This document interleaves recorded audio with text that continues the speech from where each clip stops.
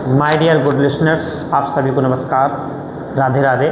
मैं सुरेश बघेल पढ़ने पढ़ाने की बातचीत में एलिवेट कोचिंग क्लासेस की ओर से आपका स्वागत करता हूं। आज की क्लास में हम अध्याय 5 क्लास 12 फिजिक्स के मोस्ट इंपोर्टेंट क्वेश्चन देखेंगे, जो कि एमपी बोर्ड क्लास 12 की परीक्षा जो फरवरी में होने वाली है, उसमें आपके जो इम्पोर्टेंट क्वेश्चन है उसके लिए आप क्वेश्चन लिखते हो। जैसे पिछले आप क्लास में 4 चैप्टर के पढ़ चुके हो, उससे पहले आप थर्ड, इस तरह से आपने आज 5वें चैप्टर पे आ गए हो। 5वें चैप्टर का नाम है चुंबकत्व एवं द्रव्य। तो इसमें अपन पढ़ेंगे चुंबक क्या होता है, चुंबकीय क्षेत्र रेखाएं। तो इसके लिए महत्वपूर्ण प्रश्न सबसे पहले हमने एक छोटा सा छाटा हुआ है, जिसका नाम है चुंबकीय क्षेत्र रेखाएं किन्हें कहते हैं, इनके गुण लिखिए। 2 नंबर लायक क्वेश्चन है, इनके गुण आ जाते हैं। क्वेश्चन है चुंबकीय द्विध्रुव क्या है, एक लूप को चुंबकीय द्विध्रुव क्यों माना जाता है। तो चुंबकीय द्विध्रुव वाला क्वेश्चन आपके लिए इंपॉर्टेंट है, परिभाषा है अच्छी से। उसके बाद एक क्वेश्चन है किसी लंबी धारावाही पन्नलिका के लिए चुंबकीय क्षेत्र का व्यंजक ज्ञात कीजिए, जो कि आपने 4 चैप्टर एम्पीयर का पर्वतीय नियम पढ़ा है, उसके अनुप्रयोग से अपन पढ़ सकते हैं। B = μ0 Ni आता है इसका आंसर। धारावाही पन्नलिका तथा दंड चुंबक की आपको तुलना करना है, यानी आपको धारावाही पन्नलिका पढ़नी है, क्या होती है, इसकी संरचना वगैरह, और दंड चुंबक के बारे में भी पढ़ना है, दोनों में डिफरेंस भी देखना है।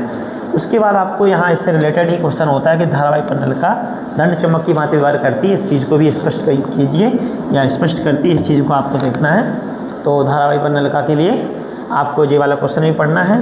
उसके बाद अगला प्रश्न पढ़ना है आपको अक्षीय स्थिति में चुंबकीय क्षेत्र की तीव्रता का व्यंजक और निरक्षीय स्थिति में चुंबकीय क्षेत्र की तीव्रता का व्यंजक। इन दोनों में से कोई क्वेश्चन आ सकता है, क्योंकि अक्षीय निरक्षीय आप विद्युत वाला तो पिछले साल आ चुका है, अक्षीय वाला तो इस साल हो सकता है कि चुंबक से आ जाए।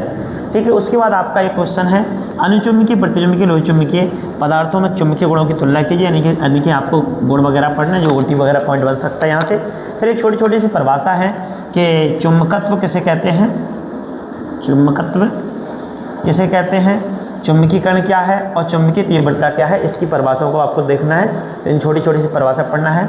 उसके बाद आपके बस मात्र आपके 8 क्वेश्चन इसमें हैं इंपॉर्टेंट, बाकी तो ये 3 बोधात्मक प्रश्न है। चुंबकीय क्षेत्र रेखाओं के प्रारंभिक तथा अंतिम सिरे नहीं होते हैं, क्यों, इस चीज़ को आपको ढंग से पढ़ना है। प्रारंभिक तथा अंतिम सिरे नहीं होते हैं, क्यों। और उसके बाद अगला प्रश्न है चल कुंडल धरामापी के चुंबक के ध्रुव अवतल बनाए जाते हैं, क्यों। ये आपका बोधात्मक प्रश्न है। आपको इस चैप्टर में केवल मोस्ट इंपोर्टेंट 8 क्वेश्चन ही है, जो कि एमपी बोर्ड क्लास 12 परीक्षा के लिए बहुत ही मोस्ट इंपोर्टेंट है। और इसमें से ही अगर इस चैप्टर में से क्वेश्चन आते हैं तो इन्हीं क्वेश्चनों में से आपके परीक्षा में अवश्य आ जाएंगे। Thank you.